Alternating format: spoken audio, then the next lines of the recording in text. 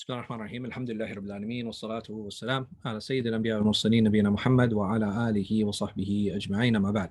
So in the previous chapter, Ghazāli, he actually introduced and he spoke about a couple things, right? He spoke about this mirror and he talked about what can actually tarnish that mirror and what can clear that mirror. And we basically boiled it down to dhikr and ghafla, meaning that when I remember Allah subhanahu wa ta'ala, that mirror is cleaned and it gives me a vision, or it gives me clarity into myself and cleaning myself and purifying myself.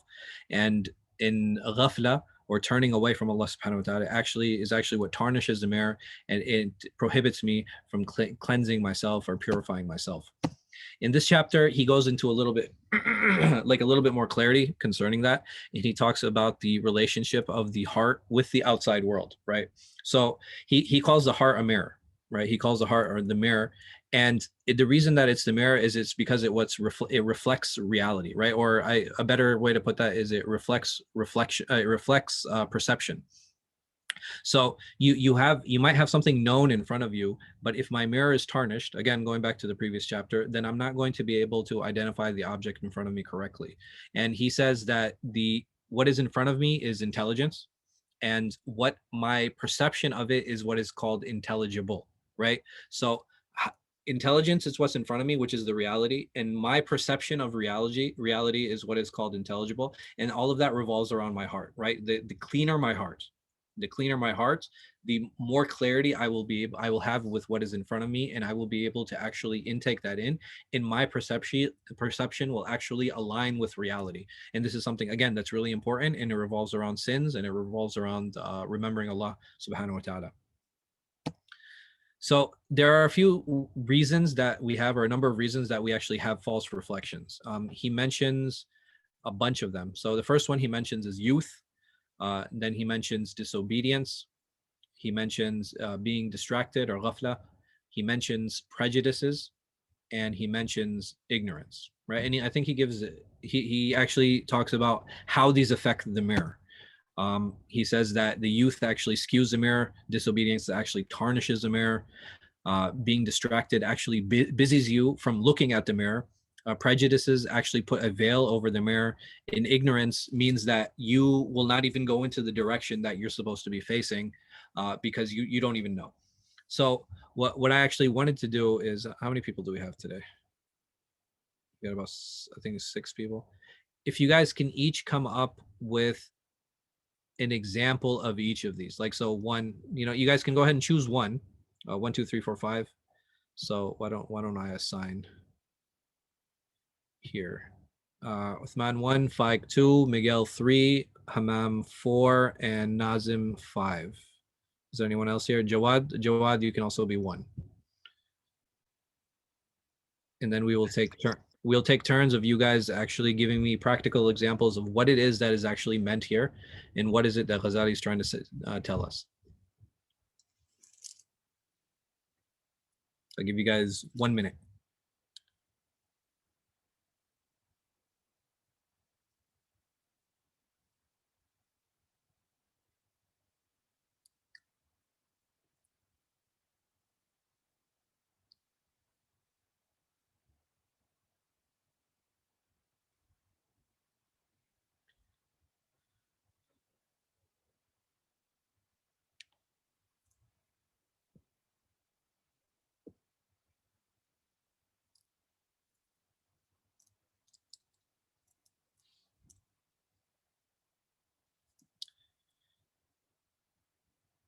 All right, minutes up. Uthman, go ahead. An example of how the youth is going to how youth skews the mirror. Yeah, because you don't have a lot of experience and you have a lot of haste. Mm-hmm. And at that moment you think you know it all. Right? So then that 3 things coupled together is going to give you false impression about yourself and about the thing that you're engaging in, thus giving you these false reflections. And mashallah, Jade, good. Faik. What did you have? Disobedience?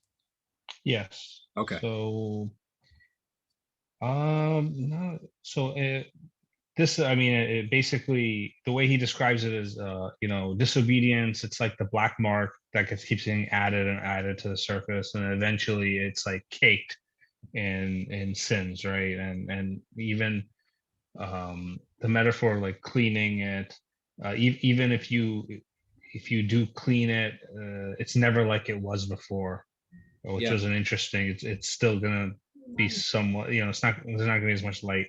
So that's how he described it. I thought that was kind of harsh, personally.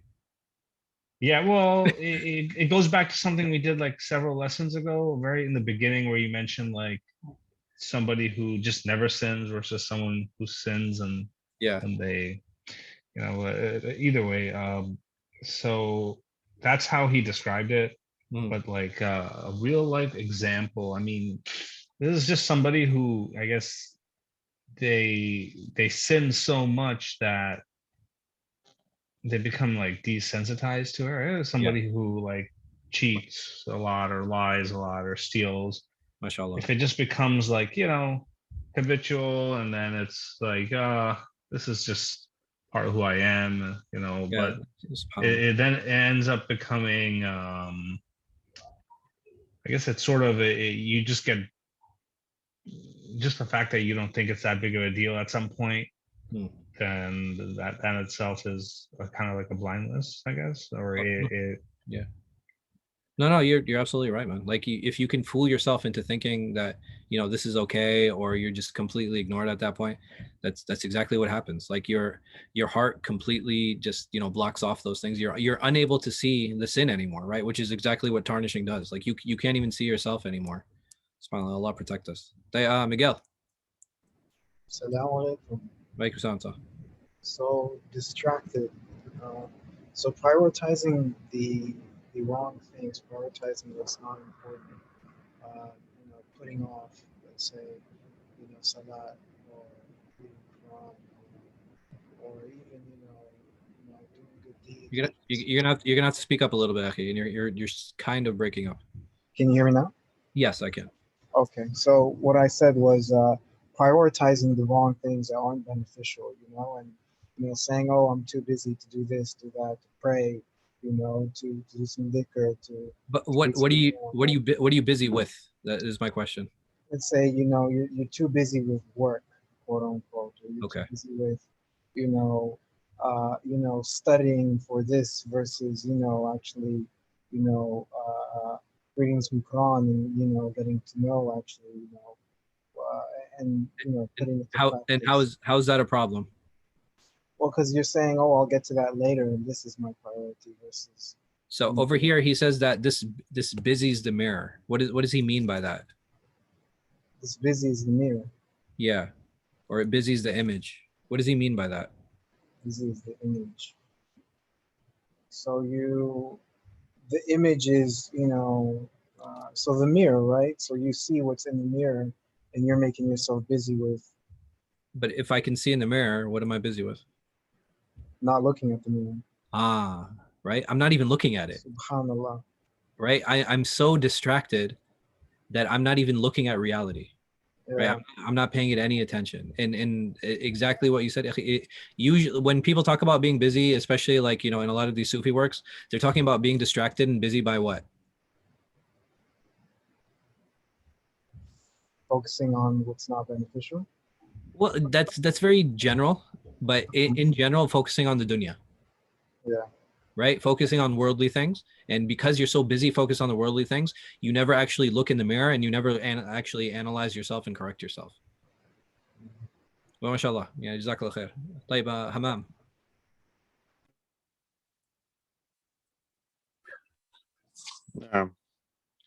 The prejudices. What is he talking about here?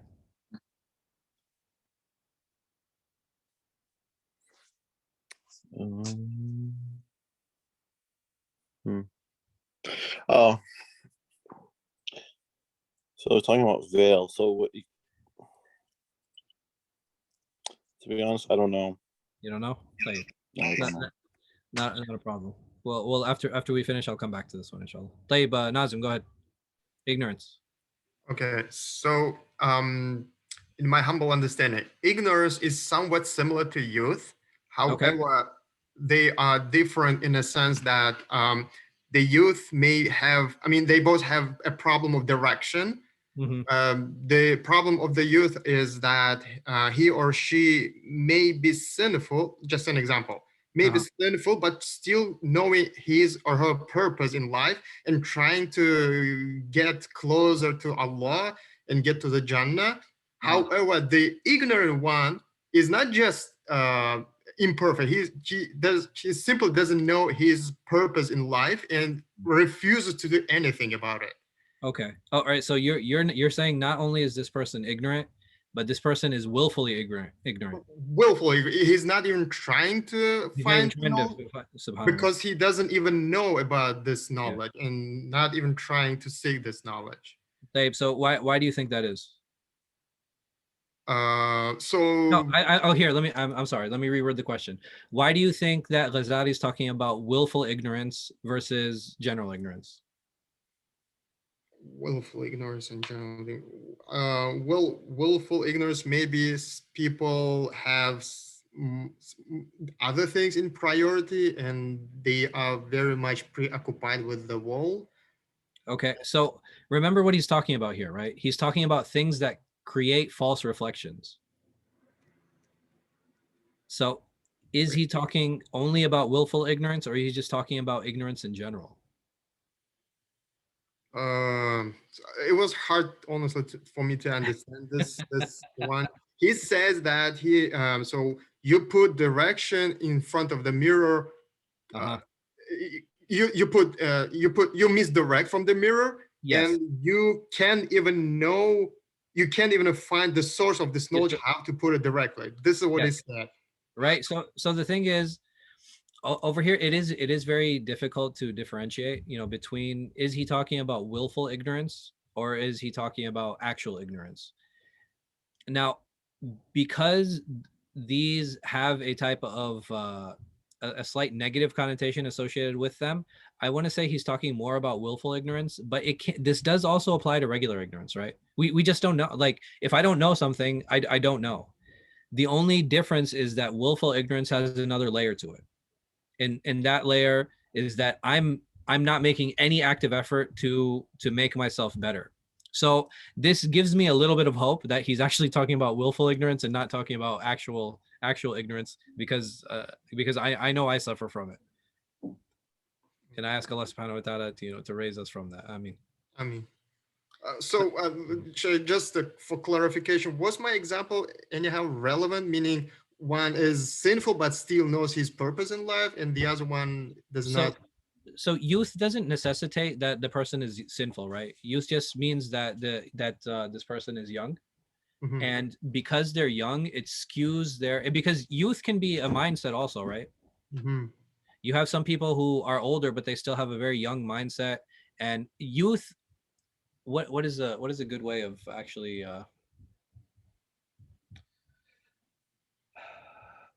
I want to like cavalier, cowboy. You know what I mean? Like very. You know what I'm saying? Kind of. Do you guys have a better word for this? Rebel. I'm sorry. Rebel. Not being rebellious is part of youth, but I want somebody who's just very cavalier, and somebody who's very you know what I mean, like just unnecessary risk taking. Just carefree and bold. Yeah, I guess that's a good way of putting it. So having this mindset of being carefree and bold is because you're not worried about the consequences. And when you're not worried about consequences, your reality becomes very skewed. An example of this is, why do young people or young-minded people drive so fast? Why do they drive faster than younger people? I mean, than older people? Hormones. I'm sorry? Hormones. I mean, if they're around women, I would understand, but they're in their car, so I don't know what hormones are going to do there. Yeah, it's just they're calculating risk differently. It's how they calculate. Ahsant, right? It's how they calculate risk, right? Because when you're young, how do you feel?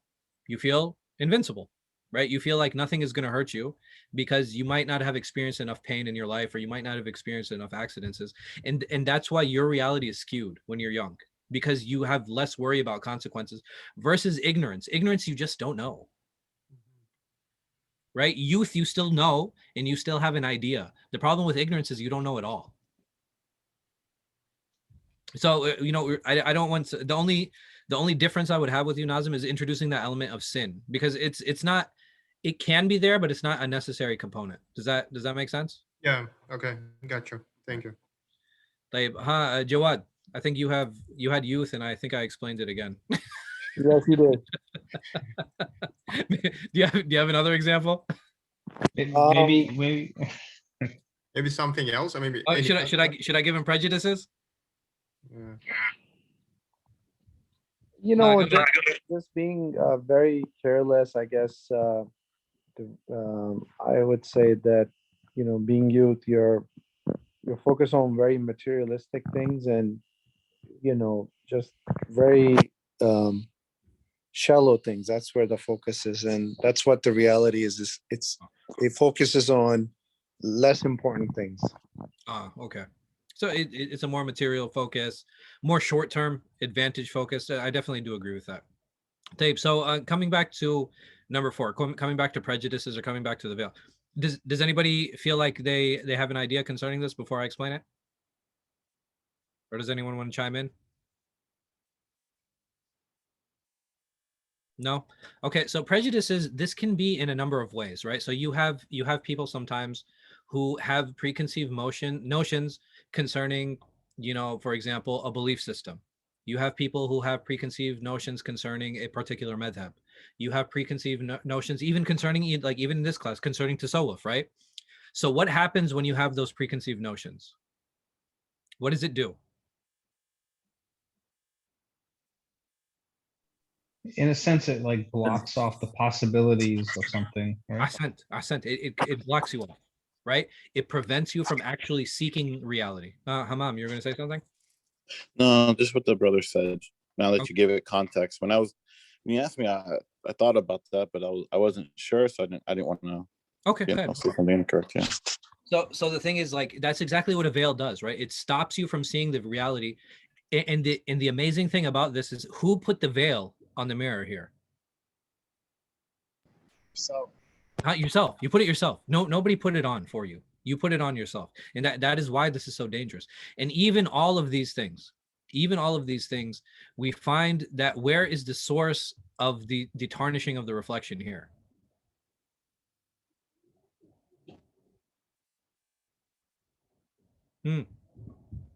It's us. It's us. Right. So, like, subhanAllah, you see this theme time and time again as we go through these chapters, how Ghazāli focuses so much on the self. The reality can be found in the self, and the distractions will be found in the self. Anything that causes tarnish or anything that causes harm from you, it comes from yourself. He has yet to mention outside forces that have an effect on you. Now, is having good companions, et cetera, all those things important? Yes, absolutely. I'm not here to deny that, but we have to understand the source of many of our problems are from within us, right? There, we can't blame the outside for our problems. Our problems come from within, and they are internal. Fike, you wanted to say something? Yeah. How could you tell? By the way, yeah. I mean, I think that's mostly true. But at the same time, like we kind of have, baggage in our lives based on our experiences, or like we don't have prejudices in our mind because we decide to put them up, but probably if they're experiential, right? And so no, listen, I agree with you. Allah subhanahu wa ta'ala, he puts us through different experiences. Why does he do that? Why put his slaves through different experiences? Because everyone's different, and their path is different, but also their ability to take on burdens are different, things like that. No, absolutely, I agree with all of that. But the reality is, Allah subhanahu wa ta'ala is giving every single individual different lessons too, right? Yeah. Allah subhanahu wa ta'ala, He promises us and He tells us, لا يكلف الله نفسا إلا وسعها, that Allah does not bear a soul more than it can burden. So if Allah knows our limits and He's sending us these reminders time and time again, the reason He's sending those reminders is either to test us or to provide a lesson for us in order to better ourselves. So there are a couple things here that I think are very important to understand, like prejudices in general. Why do we have prejudices? I think that's something important to look at. Jawad, go ahead. I have a quick question. When you say that we fall into Allah sending us or giving us lesson, does that lesson include us falling into a sin? It can be. Jazakallah khair. I mean, how can a sin be a lesson? Test could be a lesson, right? And then if we fail the test, then that itself could be kind of send us on a tangent. Yeah, absolutely. And the thing is, how we react to certain things. I mean, last time, and I've heard these things. And what if our sons or daughters come home one day and they said, "Hey, we committed zina"?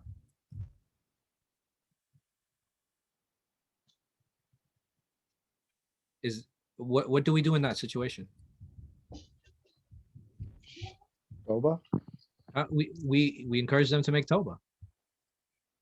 Is kicking them out of the house going to help? Realistically, I don't think so. And the reality is, and I don't mean to belittle zina. I really don't. But it is a major sin. And if one of our children comes home with a sin, we have to teach them how to deal with that sin and how to ask Allah subhanahu wa ta'ala to forgive them for that, but also help them understand the consequences of the decision that they made. But there's tawbah for everyone. Nobody should be deprived of that. And how we deal with those things and how those lessons have an effect on us, because it is a sin, right? Right, Jawad? Yep. How did I deal with that sin? That is the lesson that Allah subhanahu wa ta'ala is giving me and teaching me. Uthman, you had your hand raised? Yeah, you were talking about how do we get prejudice? Yes. There is different things that contribute to it. Your background of where you grew up, your academic background, of course, that has a lot of influence over you. Especially, I will talk about educational background because of I have certain leaning because of my mashayikh, and somebody else. It's very natural. Yeah. But so my question is now, prejudices, number one, they're not always bad, right? Because in general, we have prejudices because of our experiences, and we put up those walls in order to protect us. Sometimes we put up emotional walls, sometimes we put up physical walls. It really depends. Like, why is there a door on my house? Is it because I think everyone is evil? Or is it because, well, I don't know the people outside my house and I need a barrier between myself and them so that once I learn who they are, they can enter my house, right? I think that's completely reasonable. I don't think there's anything wrong with that. Nobody's gonna call you crazy if you do that.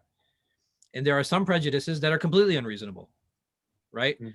When you start talking about people as a whole, when you say all of this group has this characteristic, that's unfounded. But there are some that you might find more reasonable than others, and I think that's important to keep in mind. Now, when it comes to religion, this becomes an issue, right?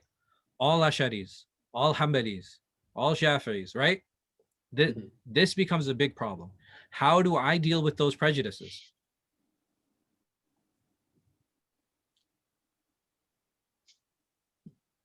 Uthman.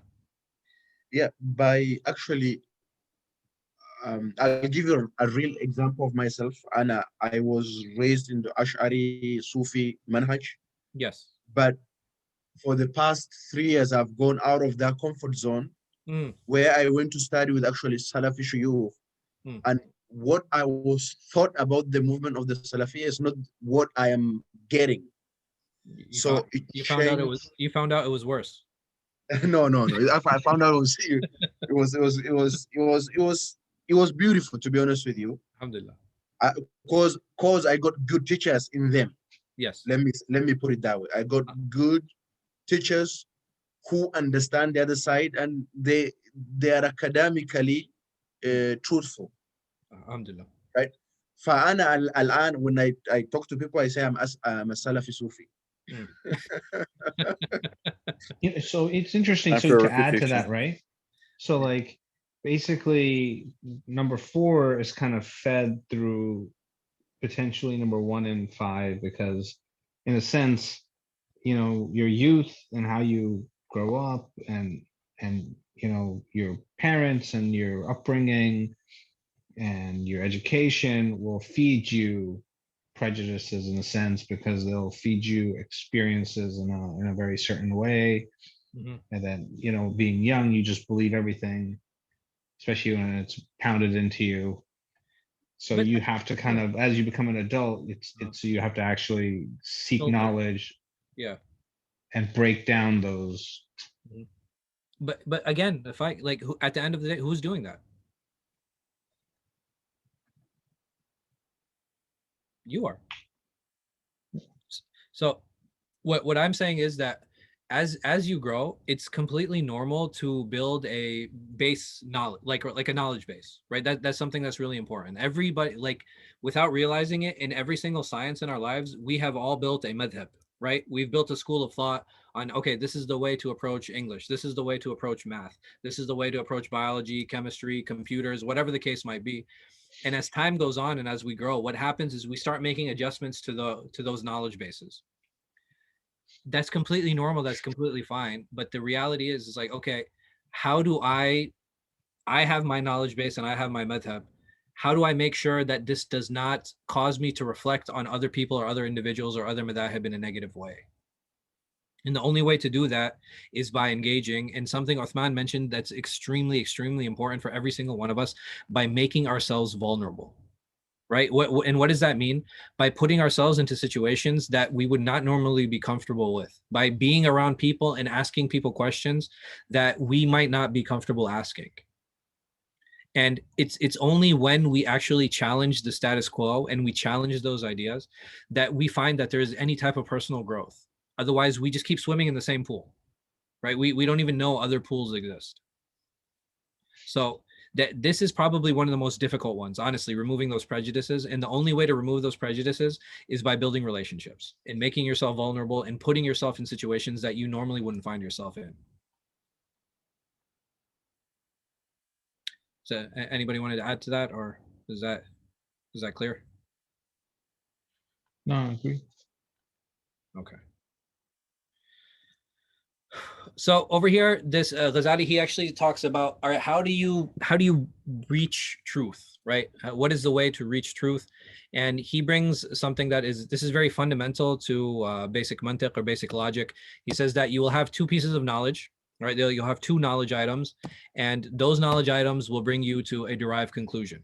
And this is basically what we call muqaddimat an-nata'ij, right? So you have two introductory pieces of knowledge, and through those two introductory pieces of knowledge, you bring them together and you come to a derived knowledge. So the reason that he's presenting this is because this is how he's going to formulate and how he's going to function all of his future arguments. He's going to bring two pieces of knowledge or two pieces of truth, and he's going to say, because of this and because of this will equal this. So that's the only reason that he mentions it here. And it's something, again, just for you guys to know, to understand his argument structure and how he's going to present things in the future. So what is the purpose of the purification of our heart? He mentions it. And again, this is to receive divine illumination. And what is divine illumination?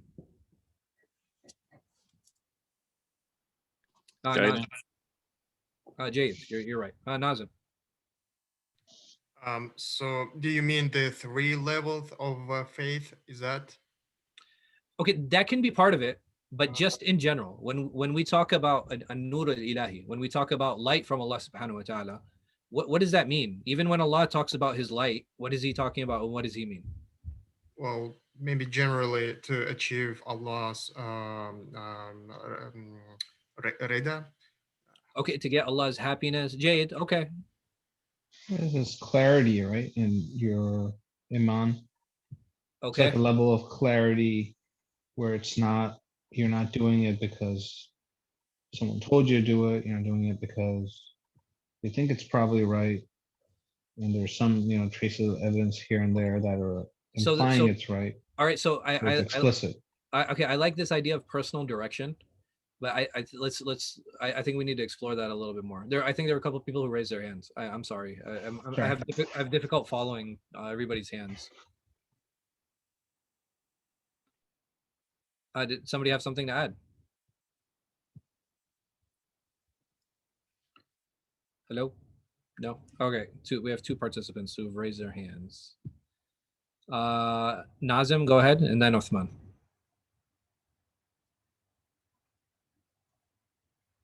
Nazim? I actually forgot to lower my hand. Oh, okay. Uthman, go ahead. Yeah, I will say the illumination is, I will just tie to the hadith of the Prophet ﷺ, where Hadith al-Qudsi, right? Where Allah Ta'ala says, if Man adali waliyan? No. Okay. So whoever has declared war on a friend of mine, then I have declared war on him. Right. And then to the point where Allah subhanahu wa ta'ala, he says that, until I become the hand which he strikes with, and the hand with which the eyes with which he sees with, and the ears with which he hears with. This hadith, Uthman? Yes. Okay. That the illumination. What does that hadith mean? Like I still want to understand what it is what's happening. What is the nur al-ilahi? What is divine light? What does that mean? Even in the Quran, Allah subhanahu wa ta'ala says, Yahdi Allahu bi nurihi man yasha. That Allah guides whoever He wills with His light. What is Allah's light? Comprehension. Can we connect the nur to the hidayah and say that nur is guidance? Mumtaz. I like that. So nur is guidance. What else? Is your hand still up, Uthman, or is you just? No, I need to lower. Okay, go ahead. I think Jawad, you were saying something. Is nur the Quran is considered a nur as well? Okay, the Quran is considered nur, but essentially, what is it? What is nur? It's set of rules that Allah gave us, and Quran is basically a source of knowledge. Right. So, all right. Anyone else? Miguel. Comprehension. So to understand. Comprehension. Possibly. That's not bad. Nazim. What if we understand light in the metaphysical meaning? Meaning we live in the world which is full of sins and different wrong path, and this light brightens our path, and it's like a light of guidance. Light of guidance again, yeah. Yeah. No, that's good, man. I think all of you are on the right path. I think it's very good. So the Mufassirin, they actually explain light to mean iman, to mean belief. And what is unique about belief, or how is the parable of light comparable to belief? It has different grades of brightness. Mumtaz. Wallahi jameel, ya akhi. Wallah, that's beautiful, man.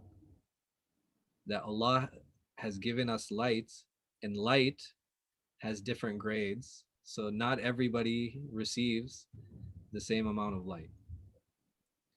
And depending on how clean our mirror is, that is the amount of light we are eligible to receive, right? It's not necessary that Allah gives it to us. But the cleaner the mirror, the better chance there is to receive that light. And that light is iman. And iman essentially is yaqeen, and having that firm belief that Allah subhanahu wa ta'ala is there caring for us and that He exists. So we have 2 minutes left. Unfortunately, I was not able to finish the discussion for the week. But what we'll do, inshallah, we'll get into the degrees of illumination. And this is, again, the degrees of light, right? These are the degrees of light. So he says that the degrees are 3. This is mistranslated in the English, by the way. He says the prophets and the saints. Ghazāli actually uses the word muqarrabin and siddiqin. So that's a mistranslation on the translator's part. And the muqarribin and the siddiqeen, you know, these are the people who are close to Allah subhanahu wa ta'ala, and these are the people who are truthful with themselves and with Allah. But the three levels, and we'll spend more time talking about them next week, inshallah, are the layman, the scholars, and the arifin.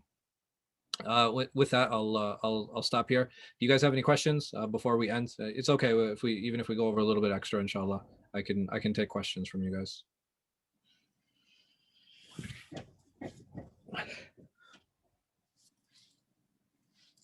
If we don't have any questions, then I guess we can end. Last call. طيب. Allahu a'lam wa sallallahu ala khayri khalqi nabina Muhammad wa ala alihi wa sahbihi wa sallam. Inshallah, I'll assign the reading either tonight or tomorrow, and I will see all of you next week. Jazakumullah khair. Subhanakallah wa bihamdik wa ashhadu an la ilaha illa anta astaghfiruka wa atubu ilayk. Jazakallah. Jazakallah khair. Assalamu alaikum. Wallah, Shaykh. Assalamu alaikum. Wa alaikum assalam.